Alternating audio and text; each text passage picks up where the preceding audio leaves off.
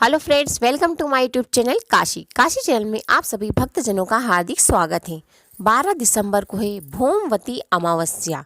दिसंबर महीने की इस साल की आखिरी अमावस्या, जो करने से, जिस नियमों को पालन करने से हम पितरों को संतुष्ट कर सकते हैं, प्रसन्न कर सकते हैं और हमारे घर में शुभ मंगल कार्य हो सकते हैं संभव। ठीक है, आप बहुत परेशान हैं तो उन परेशानियों का अंत हो जाएगा। आपके घर में नए नए कार्य होंगे, शुभ कार्य होंगे, धन वैभव की कृपा की प्राप्ति होगी, जीवन में प्रसन्नता आएगी। अब गुरुजी द्वारा बताए गए इन उपायों को अगर आप हर अमावस्या के दिन करते हैं तो दिन पे दिन आपके घर में प्रगति और अच्छा स्वभाव महसूस होने लगेगा, घर में खुशहाली रहेगी हमेशा। ठीक है, अब गुरुजी द्वारा क्या बताया गया है, पंडित प्रदीप मिश्रा जी द्वारा शिव पुराण की कथा में जो उपाय बताए गए हैं, जिनके करने मात्र से हमारे घर में खुशहाली आ सकती है, वो मैं आपको बताती हूँ। ठीक है, पहला उपाय, अमावस्या का दिन है, दिन की शुरुआत हमें किस तरह करना है तो आप जान लीजिए। हमारे घर के तुलसी में से एक तुलसी की डंडी आप रखते ही होंगे, अगर आप पहले उपाय करते होंगे तो। और अगर नहीं किए तो अपने घर में जो तुलसी मैया हैं उनकी जो सूखी डंडी है उसे आप रख लीजिए। और सुबह जब आप स्नान करें तो जिस पात्र में आप स्नान करते हैं उसमें उस डंडी को एक बार घुमा लीजिए। ठीक है, वह हो जाएगा तुलसी का जल, और उससे स्नान कर लीजिए।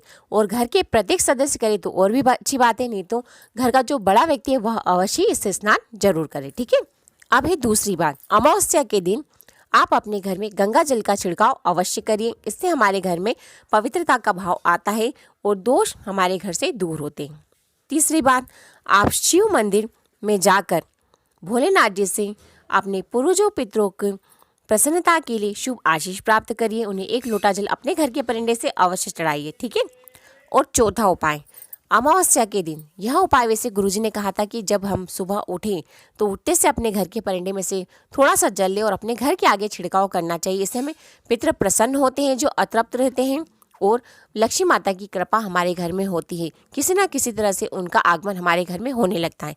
अगर आप रोज़ नहीं करते हैं तो अमावस्या के दिन ध्यानपूर्वक आप अपने घर के परिंदे में से थोड़ा सा जल लें, उठे वैसे ही थोड़ा सा जल ले और घर के आंगन में कोई भी गेट से बाहर ना निकले उसके पहले छिड़काव कर दे। अगर जल्दी नहाना संभव ना हो तो बिना नहाए भी छिड़क सकते हैं, लेकिन छिड़कना आवश्यक है। ठीक है, अब है अमावस्या के दिन की पांचवी बात, पितरों को प्रसन्न करने के लिए हम कुछ भी धर्म कर्म के कार्य नहीं करते, हमारे पास व्यवस्था नहीं है या हम बहुत बिजी हैं, नहीं समय, तो फिर भी हमें अमावस्या के दिन शाम के समय, प्रदोष काल के समय अपने घर के परिंदे में लंबी बाती का एक घी का दीपक अवश्य प्रज्वलित करें और उसका मुख होना चाहिए दक्षिण दिशा की ओर, और पितरों से हमें शुभ आशीष प्राप्त मिलेगा। हमारी जो भी दिक्कत समस्या हम उनसे निवेदन कर सकते हैं उस समय अवश्य।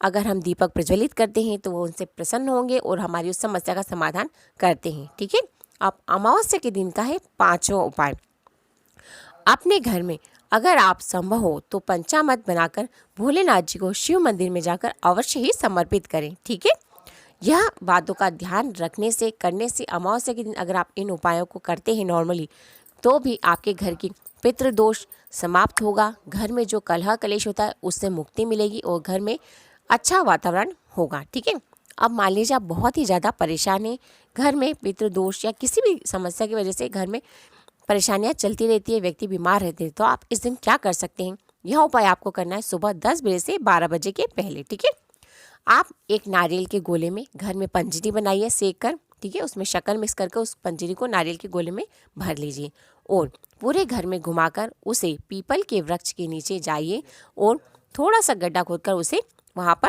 गाड़ दीजिए और ऊपर मिट्टी डाल दीजिए, श्री शिवाय नमस्तुभ्यम बोलकर। ठीक है, और घर आ जाइए।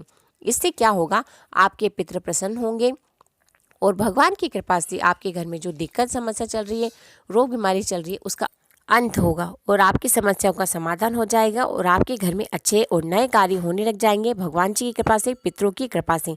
ऐसा गुरु अपनी कथा शिव पुराण में बताया है कि हमारे घर में जो नए और अच्छे कार्य होते हैं, शुभ मंगल कार्य होते हैं, वो पितरों की कृपा से ही होते हैं। ठीक है, तो आपकी समस्या का समाधान होगा। और अगर ये चैनल आप देखें तो इस चैनल को लाइक, सब्सक्राइब, शेयर करना ना भूलें और प्लीज़ अधिक से अधिक लोग सब्सक्राइब जरूर करें। Thank you. हर हर महादेव, श्री शिवाय नमस्तुभ्यम।